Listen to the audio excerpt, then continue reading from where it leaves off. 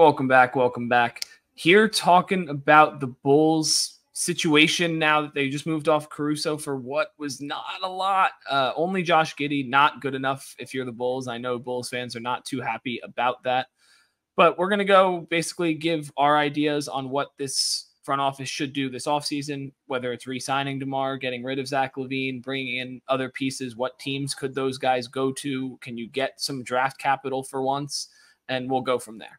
But so we're on the same page that they got fleeced. Yeah.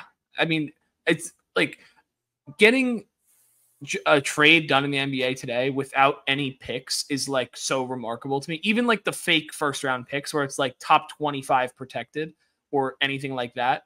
Like even that not happening is just wild to me. Like insane. I always say this when there's a bad trade, we don't get paid money to make trades. So they may know something we don't, or they may see something we don't know, or whatever that may be. So take all this with a grain of salt.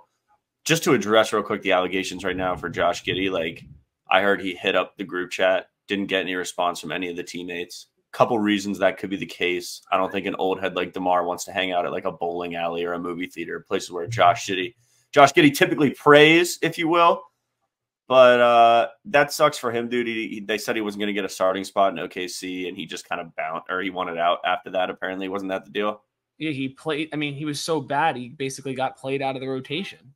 But off-season talks, like they were just saying you're not going to be starting next year, and I think he was kind of like, all right, then I want to go elsewhere. Which like that kind of sucks. Yeah, sucks I mean, for the kid.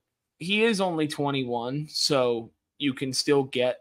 You could hopefully maybe like I saw someone talking, I think Woj tweeted the guy with all-star potential, or one of the Bulls front office said that. So, I mean, we'll see. I just think it's kind of stupid because you have Kobe White, who just had an absolute breakout season, second and most improved, and he was able to dominate the ball. And now you're bringing in Josh Giddy, who the one thing he's actually okay at is dominating the ball and setting up offense, where Kobe White didn't do that and wasn't nearly the player we saw last year. So they could be trying to transition him into like a full-fledged two-guard, like all NBA two-guard, I guess. But let's get into some trade options. Obviously, I think this is leaning to a Zach LaVine trade at some point. So we're going to go through a couple trades that I saw online that I think are kind of interesting. The Bulls would be trading Zach LaVine in return for Kevin Huerter and Harrison Barnes of the Kings. So I think that's more of just for the Kings. They can get a third star in Zach LaVine. And then in return for the Bulls' sake, you're getting a younger player in Kevin Huerter. And yes, you're going to eat Harrison Barnes' terrible contract for a year. But that's just what you got to do when you're trying to rebuild. Like those are the kind of moves you have to make, and you have to eat some salary to get off a $43 million guy in Zach LaVine, who is not going to take you to where you want to go in the future. You're just going to be hovering around that 10 seed for the years to come, and it's time to finally just blow it up. And I think Caruso getting moved was the first part of this, and you build around a guy like a Kobe White and an Ayo Dosunmu and Josh Giddy now. But the fact that Harrison Barnes is still like a legitimate trade piece in the NBA, good for him. Love to see that. I mean, we do both hate him because of the parlay that he sold for us 2 years ago. Never forget. Indeed. But I also, not to get off topic, I think Zach LaVine will be the best player on the Kings tomorrow. But that's a conversation for another day. I think that it does set them up to make some sort of move. It's a very clear indication now. It also, to me, rings bells. We're not trying to make any teams in our conference better. Send them to the West. So you take that for what you want. But I think, again, being 21 years old, if you're a GM looking at the upside, if you kind of forget about this last year, which maybe he didn't play that great because, you know, Shea was starting to take over and Jada was starting to take over. His NBL tape speaks for itself. I mean, as a player, it speaks for himself as well. Some of the stuff he's done already. I think he does have a ton of upside. I'm not ready to write him off. And I wasn't ready to write him off after this year either, even if he stayed in OKC. There's a lot to be said about his game. It's easy to forget and quick to be like, well, that's such a fleece job, which it is. But like at the end of the day, he's still viable. He's still a viable piece. Yeah, Giddy has an opportunity to still be good. I was never really high on him at all. I just don't like the way that he plays, to be honest. I just don't. But specifically for this trade, Kevin Huerter, I think, adds what the Bulls should have tried to get in return for Alex Caruso. The Bulls didn't shoot a ton of threes, and the team that just won the championship shot the most threes in NBA history. Like, you in this league, you need to be able to hit threes and you need to shoot them at volume. Kevin Huerter can do that. He will shoot 7-8 a game if you let him take them. So that's just a piece that I think is really interesting and could be. That also feels like a fleece job, though.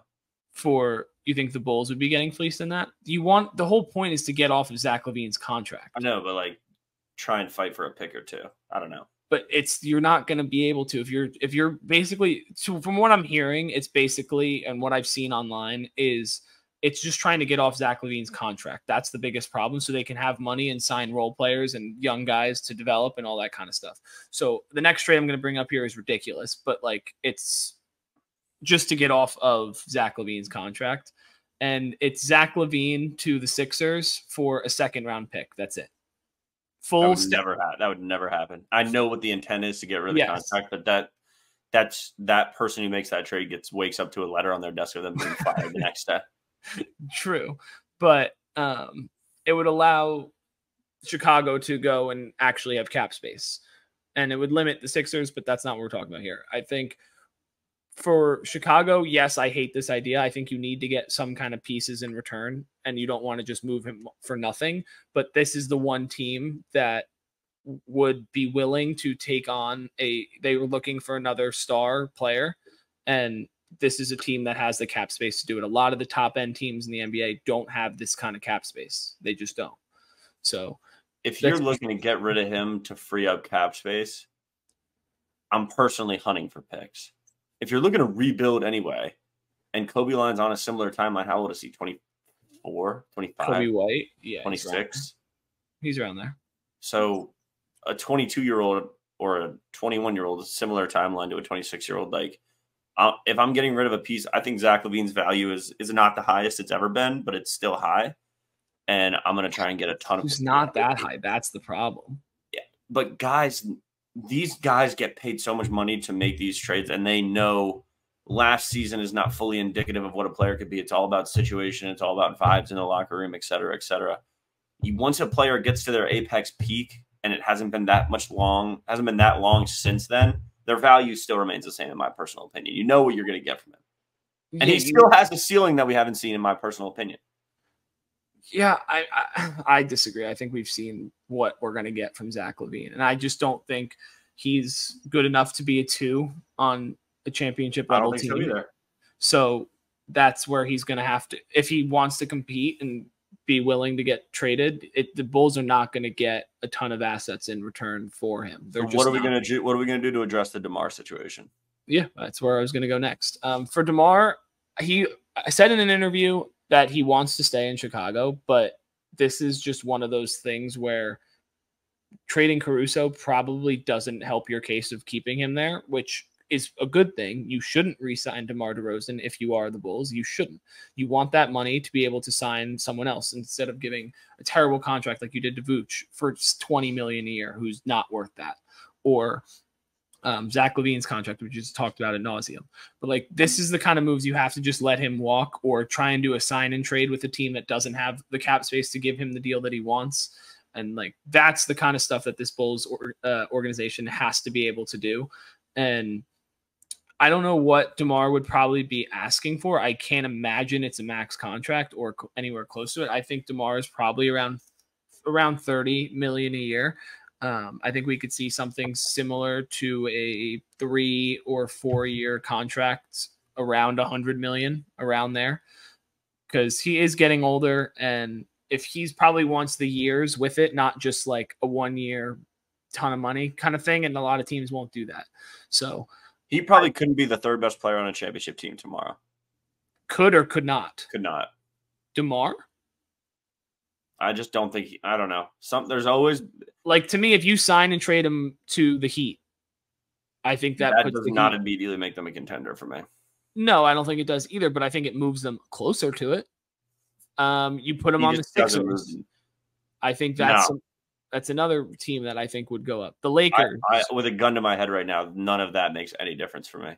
Okay, I think you're just a DeMar hater then. I'm not a DeMar hater. This renaissance and this second half of his career that he's had, I think is great to see development, and a lot of players are leaning towards that shoot first guard. But he was just so much more efficient as a pure slasher, in my opinion.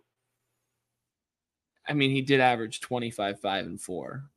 So would that get him? True. I don't disagree. But you know how many guys in the NBA taking that many shots could average 25, 5, and 4? I guess. But you got to go to that, dude. I'm not with it with him. Like, I think you get rid of him for a bag of chips. I mean, you get as much as you can out of it, obviously, but like, I don't know. He's not a big winner in my eyes, regardless of. That's fair. That's fair. Let's go into some possible guys that we think the Bulls should try and target. And normally we're doing this as teams to compete for a championship. I think this is role players that you may be able to get from teams looking to sign a guy like a Zach LaVine or a DeMar DeRozan in sign and trades or just regular trades for LaVine's case. I think the Kevin Huerter one's very interesting. If LaVine ends up going to the Kings, I think that's a guy that the type of player that you want if you're Chicago. You need to be able to space the floor out more and get consistent volume three-point shooting. And yes, that's hard to come by in this league, but for teams that want a guy like a Zach LaVine or DeMar DeRozan, they're going to have to give some of that up. And that's just point blank period how it is. I think a guy they could target off the top of my head is a Malik Beasley from the Bucks. I think he's a free agent now, but that's another guy who shoots a ton of threes and can do all that other stuff. Do you have any guys off the top of your head? Lonnie Walker and Day'Ron Sharpe. Okay, Lonnie Walker is interesting. He's a free agent, right? Or he has one more year. He's one more year. But yeah, I mean that's a guy that you could see the Nets moving off of for sure. Lonnie Walker and Day'Ron Sharpe, maybe sweeten the pot with Cam Johnson, that fucking bum. Yeah, but you can get Cam. I mean, if the Nets wanted to trade for Zach LaVine, that's one we can make up on the spot. I mean, you could do Cam Johnson, Lonnie Walker, and then you would have to probably throw someone to just make the contracts work. DFS. Day-Day. Similar timelines. His contract doesn't make the money work.